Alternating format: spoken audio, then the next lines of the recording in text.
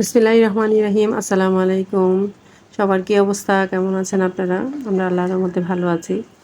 চারপাশে অনেক বৃষ্টি, গরুর মাংসর ঘ্রাণ সবই মোটামুটি শেষ হয়ে গেল। আজকে একটু ভর্তা করব। অনেক দিন আগের কিছু শুটকি ছিল, শুটকিগুলা দেখছি নষ্ট হয়ে যাচ্ছে। ওগুলোকে ভালো করে ধুয়ে পরিষ্কার করে তেলে ভেজে নিয়ে আমি একটু ভর্তা করতেছিলাম। এর মধ্যে পাশের বাসা থেকে আমার এক বোন বলে আমি কাঁঠাল বিচি ভর্তা করছি।